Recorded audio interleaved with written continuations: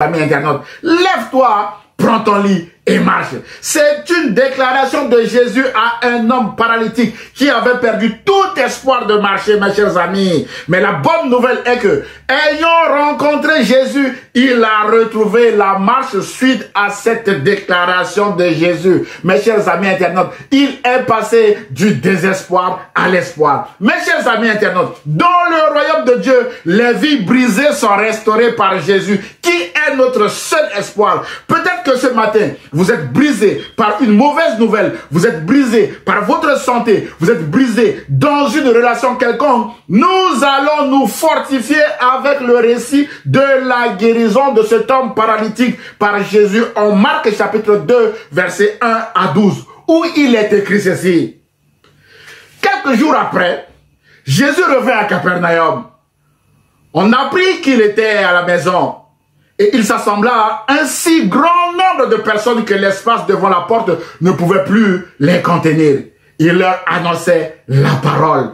Des gens vinrent à lui amenant un paralytique porté par 4 hommes. Comme ils ne pouvaient l'aborder à cause de la foule, ils découvrirent le toit de la maison où il était et ils descendirent par cette ouverture le lit sur lequel le paralytique était couché. Jésus, voyant leur foi, dit au paralytique, mon enfant, tes péchés sont pardonnés. Il y avait là quelques scribes qui étaient assis et qui se disaient au-dedans d'eux, comment cet homme parle-t-il ainsi? Il blasphème. Qui peut pardonner les péchés si ce n'est Dieu seul? Jésus, ayant aussitôt connu par son esprit ce qu'il pensait au-dedans d'eux, leur dit, pourquoi avez-vous de telles pensées dans vos cœurs? Lequel est le plus aisé, de dire au paralytique, tes péchés sont pardonnés, ou de dire, lève-toi, prends ton lit et marche? Or, afin que vous sachiez que le Fils de l'homme a sur la terre le pouvoir de pardonner les péchés, je te l'ordonne, dit-il au paralytique, lève-toi, prends ton lit et va dans ta maison. Et à l'instant, il se leva, prit son lit et sortit en présence de tout le monde, de sorte qu'ils étaient tous dans l'étonnement et glorifiaient Dieu en disant, nous n'avons jamais rien vu de pareil, mes chers amis internautes. Frères et sœurs, je vous propose de diviser notre texte de ce matin en 2 parties correspondant aux 2 étapes de la guérison de cet homme. Jésus guérit d'abord l'âme de cet homme paralytique. Ensuite, Jésus guérit son corps physique. Ces 2 étapes de guérison spirituelle et physique de cet homme sont les 2 points que nous aborderons dans ce message, mes chers amis internautes. Point numéro 1, Jésus guérit d'abord l'âme d'un homme paralytique, mais bien aimé dans le Seigneur, avant de guérir son corps. Frères et sœurs, mes chers amis internautes, beaucoup d'événements de la vie peuvent nous paralyser ou nous mettre à l'arrêt, comme cet homme. Par exemple, un chômage qui dure et qui dure et qui dure, malgré des efforts de recherche active d'emploi, une maladie ou une situation qui nous fait souffrir encore et encore, à tel point que la souffrance devient la norme et nous perdons tout espoir de vivre. Si tel est votre cas ce matin, mes chers amis internautes, je vous dis qu'il y a encore de l'espoir pour vous. Jésus est notre seul espoir. C'est pourquoi nous ne devons pas désespérer et baisser les bras en restant à ne rien faire dans de pareilles situations, mes chers amis internautes. Nous devons chercher là où se trouve Jésus. Mes chers amis, notre seul espoir, c'est ce que les 4 amis de cet homme paralytique ont fait, mes chers amis internautes. Frères et sœurs, mes chers amis internautes, ayant appris que Jésus était dans le coin à Capernaum, probablement dans la maison de Simon-Pierre, les 4 hommes ont décidé de porter secours à leur ami paralysé en le portant sur un brancard et en marchant vers Jésus. Nous ne savons pas sur combien de kilomètres ces hommes ont marché avec leur ami en commun sur leurs épaules, mes chers amis internautes. Mais ce que nous savons est que Jésus était leur seul espoir et qu'il fallait coûte que coûte marcher et surmonter les obstacles qui pouvaient les empêcher de présenter le cas de leur ami à Jésus, mes chers amis internautes. Frères et sœurs, ces 4 hommes étaient déterminés de rencontrer Jésus parce qu'ils savaient que Jésus était la dernière solution pour leur ami malade. C'est ainsi qu'après avoir trouvé l'endroit où Jésus se trouvait, mes chers amis internautes, la Bible déclare en Marc chapitre 2 verset 4 que Comme ils ne pouvaient l'aborder à cause de la foule, ils découvrirent le toit de la maison où il était et ils descendirent par cette ouverture le lit sur lequel le paralytique était couché. Waouh!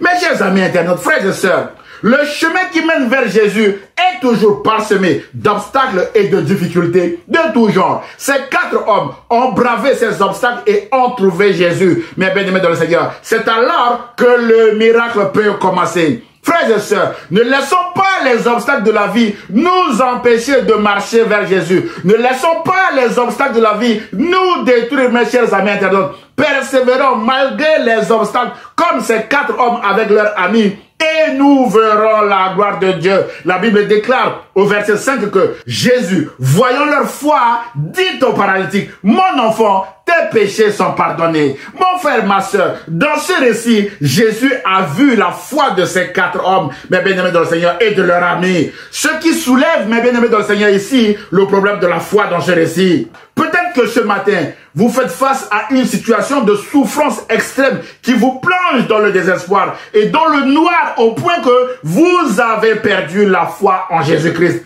Rappelez-vous, mes chers amis internautes, que Jésus a dit en Jean chapitre 8, verset 12 que je suis la lumière du monde. Celui qui me suit aura la lumière de la vie et ne marchera plus jamais dans l'obscurité. Avec Jésus, vous ne marcherez plus jamais dans l'obscurité, mes chers amis internautes. C'est pourquoi, ce matin, je vous présente Jésus comme étant votre seul espoir. Continuez de marcher avec Jésus et vous aurez la lumière de la vie, mes chers amis internautes. Peu importe les ténèbres actuelles qui vous envahissent, qui vous accablent, peu importe vos difficultés, peu importe votre diagnostic médical, Jésus est la vie et Jésus veut vous remettre en marche comme il a remis en marche cet homme paralytique porté par ses 4 amis, mes bien-aimés dans le Seigneur, car rien n'est impossible à Jésus. Et votre part, mes bien-aimés dans le Seigneur, est de croire afin que votre miracle devienne aussi possible. La question est, croyez-vous en Jésus, mes chers amis internautes? Jésus a dit, tout est possible à celui qui croit. En Marc chapitre 9, verset 23. Autrement dit, toujours en citant Jésus, si tu crois, tu verras la gloire de Dieu. Jean chapitre 11, verset 40. C'est ce que ces 4 hommes et leurs amis ont fait. Ils ont cru que Jésus était leur seul espoir et la clé du miracle de la guérison de l'âme et du corps de cet homme était la foi en Jésus-Christ. Le fait de marcher sur des kilomètres, d'enlever la toiture de la maison de Simon et de déposer leur ami au pied de Jésus confirme leur foi en Jésus-Christ et ouvre la porte au miracle, mes bien-aimés dans le Seigneur. C'est pourquoi la Bible déclare en Marc chapitre 2, verset 5 que Jésus, voyant leur foi, dit au paralytique, mon enfant, tes péchés sont pardonnés. Mes chers amis internautes, frères et sœurs, la question que nous nous posons dans ce message est, pourquoi Jésus choisit-il de guérir d'abord l'âme de cet homme en pardonnant ses péchés avant de le guérir physiquement, mes chers amis internautes? Frères et sœurs, Jésus sait que la guérison physique du corps est temporaire. Et Jésus a toujours raison parce que cet homme n'est plus de notre monde d'aujourd'hui, malgré sa guérison physique par Jésus. En revanche, cet homme continue encore de profiter de sa guérison spirituelle. Mes bien-aimés dans le Seigneur, qui est éternel, mes bien-aimés dans le Seigneur, il serait en ce moment dans la présence de Jésus. Voilà pourquoi Jésus a commencé d'abord par la racine des problèmes de cet homme sans le culpabiliser. Mon enfant, tes péchés sont pardonnés. Mes bien-aimés dans le Seigneur, Jésus ne lui pose pas la question pourquoi tu as péché, pourquoi tu as fait ça. Jésus ne l'a pas culpabilisé. Et la conséquence immédiate du pardon de Jésus est la vie éternelle que Jésus et Jésus seul donne. Mon frère, ma soeur, peut-être que ce matin, vous cherchez Jésus pour votre santé, vous cherchez Jésus pour retrouver du travail, vous cherchez Jésus pour votre futur conjoint, vous cherchez Jésus pour avoir un enfant. Vous pouvez rajouter, mes bien-aimés dans le Seigneur, cette liste. Tous ces motifs sont louables et bons devant Jésus. Jésus veut accomplir votre miracle aujourd'hui. Mais avant de vous donner ce que votre cœur désire, Jésus veut d'abord vous offrir la vie éternelle comme il a donné à cet homme paralytique, mes chers amis internautes. Pour cela, vous devez tout simplement confessez de votre bouche que Jésus-Christ est votre Seigneur et Sauveur. Ensuite, vous devez croire que Dieu l'a ressuscité des morts. Voilà les deux conditions pour être sauvé éternellement. D'après Romains chapitre 10, verset 9. Mon frère, ma soeur, si vous voulez maintenant recevoir la vie éternelle en Jésus-Christ, je vous prie de bien vouloir répéter cette courte prière après moi. Dites ceci. Seigneur, je suis un pécheur. Je sais que Jésus-Christ est mort pour mes péchés. Le sang de Jésus m'a lavé de tous mes péchés. Aujourd'hui, je confesse de ma bouche que Jésus-Christ est mon Seigneur et mon Sauveur. Je crois dans mon cœur que Dieu l'a ressuscité des morts. Je rends grâce à Dieu pour la vie éternelle en Jésus-Christ que je viens de recevoir par grâce. Je prie au nom de Jésus. Et l'Église protestante évangélique Philadelphie répond Amen à votre prière. Mon frère, ma soeur. Mes chers amis internautes, si vous venez de faire cette prière, vous faites désormais partie de la famille de Dieu et l'Esprit de Jésus-Christ habite maintenant en vous. Je vous recommande d'intégrer une église dans laquelle vous vivrez votre foi dans une congrégation avec d'autres chrétiens. Car un chrétien isolé est une proie facile pour le diable. Alors, rejoignez vos frères et sœurs dans une église locale et marchez ensemble avec le Seigneur en communauté, mes chers amis internautes. Mon frère, ma soeur, la dernière bonne nouvelle que je vous annonce maintenant est que vous ne vous appartenez plus, mais vous appartenez à Jésus parce que votre corps est désormais le temple du Saint-Esprit. Mon frère, ma soeur, à ce titre, Jésus veut vous reconstruire, Jésus veut vous rebâtir et Jésus veut vous donner une nouvelle vie comme il est intervenu pour guérir le corps malade de ce paralytique. C'est ce que nous allons voir maintenant dans le deuxième point de ce message. Point numéro 2, Jésus guérit le corps physique d'un homme paralytique. Mes chers amis internautes, frères et sœurs, dans notre récit de ce matin, nous avons vu que Jésus a d'abord choisi de guérir l'âme de cet homme paralytique en lui disant au verset 5, « Mon enfant, tes péchés sont pardonnés. » Mais voilà que cette déclaration de Jésus va susciter des regards accusateurs de blasphème contre Dieu de la part des scribes ou des spécialistes de la loi. La Bible déclare en Marc chapitre 2 verset 6 à 7 que « Or, il y avait assis là quelques spécialistes de la loi qui raisonnaient ainsi en eux-mêmes. Comment cet homme ose-t-il parler ainsi? Il blasphème. Qui peut pardonner les péchés si ce n'est Dieu seul? » Waouh! Pour eux, il n'y a que Dieu qui peut pardonner les péchés selon la loi de l'époque, mes chers amis internautes.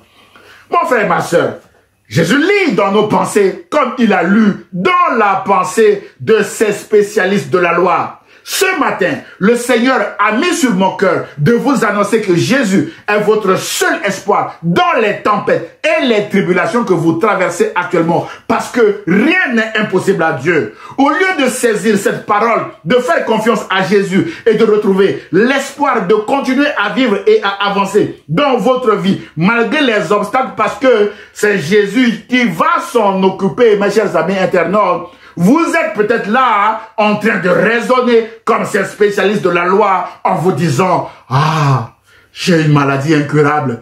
Est-ce que Jésus pourrait me guérir? Ah, je n'ai pas les moyens de faire ceci et de faire cela. » Mon frère, ma soeur, Jésus voit vos faux raisonnements qui vous amènent actuellement à la conclusion erronée que vos problèmes ou difficultés sont plus grands que Jésus. C'est faux, mes bien-aimés dans le Seigneur. Et à force de louer vos problèmes, de louer votre maladie, de louer vos difficultés, ils deviennent comme des forteresses que vous avez bâties vous-même dans votre tête. Et ces forteresses vous bloquent et vous font souffrir, mes chers amis internautes. Mon frère, ma soeur, sur ces forteresses, l'apôtre Paul disait aux Corinthiens, « Nous renversons les raisonnements et toute hauteur qui s'élève contre la connaissance de Dieu et nous amenons toute pensée captive à l'obéissance de Christ. » D'après 2 Corinthiens chapitre 10 verset 5, mes bien-aimés dans le Seigneur, selon la version Louis II de la Bible. Et dans la version Semeur, il est écrit ceci, pour enfoncer les coups. Oui, nous renversons les faux raisonnements, on souligne les faux raisonnements, ainsi que tout ce qui se dresse prétentieusement contre la connaissance de Dieu. Et nous faisons prisonnière toute pensée pour l'amener à obéir au Christ. Mon frère, ma soeur, renversons nos faux raisonnements et soumettons nos mauvaises pensées à l'obéissance de Christ. C'est alors que nous verrons la gloire de Dieu. Mon frère, ma soeur, avec Jésus, on ne raisonne pas comme les spécialistes de la loi, mais on croit. Point. Jésus a dit, si tu crois, tu verras la gloire de Dieu. En Jean chapitre 11, verset 40. Sous-entendu, si vous ne croyez pas, vous ne verrez pas la gloire de Dieu. Si vous ne croyez pas, ça va bloquer. Il n'y aura pas de miracle. Rappelez-vous qu'un miracle est un fait extraordinaire où l'on croit reconnaître une intervention divine. Et la clé du miracle est la foi en Jésus-Christ et non les faux raisonnements qui sont bloquants, mes chers amis internautes. La question de ce matin est, voulez-vous voir la gloire de Dieu aussi, mes chers amis internautes, comme cet homme l'a vu? Alors, que votre cœur ne se trouble point. Croyez en Dieu et croyez en Jésus-Christ, mes bien-aimés dans le Seigneur. Déclare Jésus lui-même en Jean chapitre 14, verset 1.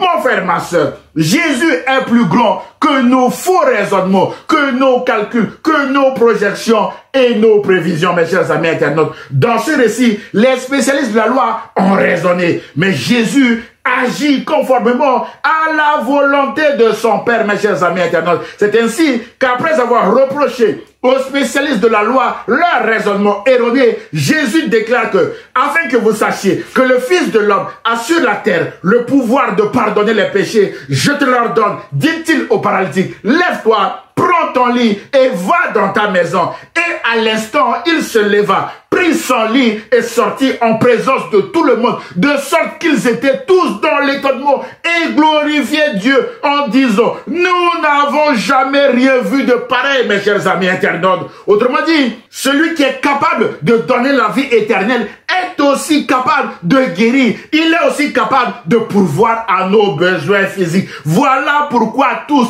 glorifiaient Dieu, mes chers amis internautes. Malheureusement, aujourd'hui, il y a des chrétiens qui pensent que Jésus est capable de leur donner la vie éternelle, mais Jésus n'est pas capable de pourvoir à leurs besoins et ils s'inquiètent au jour le jour. Mes chers amis internautes, sur les inquiétudes, Jésus a dit, ne vous inquiétez pas de ce que vous allez manger, de ce que vous allez boire, mes chers amis internautes. Faites confiance à Dieu et à Jésus-Christ. Mon frère, ma soeur, sur un mot de Jésus, ce récit est terminé. Mes chers amis internautes, l'homme paralytique qui a souffert pendant longtemps a oublié toute sa souffrance parce qu'il a retrouvé une bonne santé spirituelle et physique. Il est désormais capable de se lever, de prendre son lit et de marcher. Jésus a restauré cet homme. Jésus a remis cet homme en action parce que le royaume de Dieu est un royaume d'action, mes chers amis internautes. Et dans son royaume, les vies brisées sont restaurées, mes chers amis internautes. Jésus a restauré cet homme brisé et paralysé par la maladie. Jésus veut faire la même chose avec vous aujourd'hui, mes chers amis internautes. C'est le message de ce matin.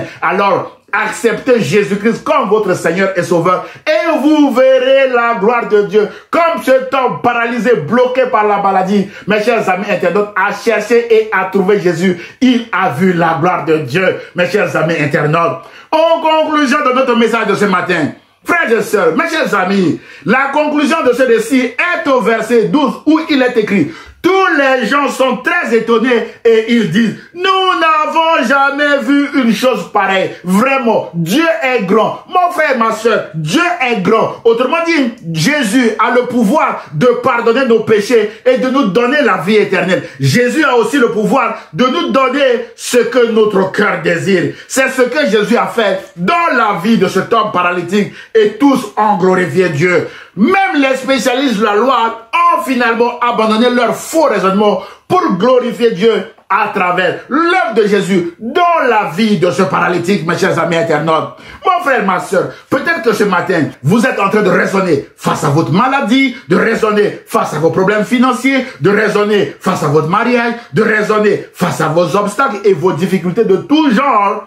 À force de raisonner, de calculer, de projeter et de vous inquiéter, vous avez oublié que Jésus est votre seul espoir, mes chers amis internautes. Ce faisant, vous êtes à l'arrêt. comme cet homme paralytique parce que vous êtes malade spirituellement et physiquement, mes chers amis internautes. Mon frère, ma soeur, Jésus veut d'abord vous guérir spirituellement en pardonnant vos péchés. C'est pourquoi donnez votre vie à Jésus en confessant de votre bouche que Jésus-Christ est votre Seigneur et votre Sauveur et en croyant du fond de votre cœur que Dieu l'a ressuscité des morts. C'est alors que vous recevrez la vie éternelle en Jésus-Christ. Ensuite, rassurez-vous, mes bien-aimés dans le Seigneur, que Jésus va intervenir dans votre vie afin de vous aider à vaincre vos obstacles et vos difficultés actuelles, car vous marchez désormais dans sa victoire. Et Jésus, mes bien-aimés, ne vous abandonnera jamais parce qu'il est lui-même fidèle et il s'appelle aussi fidèle. Alors, mon frère, ma soeur, levez-vous, prenez votre lit et marchez au nom de Jésus de Nazareth. Que Dieu vous bénisse, mes chers amis internautes. J'ose espérer que ce message vous a fait du bien. Alors, commentez-le, aimez-le et partagez-le à vos proches, mes chers amis internautes. Prions le Seigneur. Seigneur Jésus, merci pour la guérison physique et spirituelle que tu viens de donner à mes frères et sœurs qui viennent de regarder ce message. Je détruis au nom de Jésus tous les obstacles, les blocages et les difficultés que l'ennemi a mis devant eux, Seigneur. Et je rends grâce à Dieu au nom de Jésus-Christ pour son intervention en faveur de mes frères et de mes sœurs. Et je prie au nom de Jésus.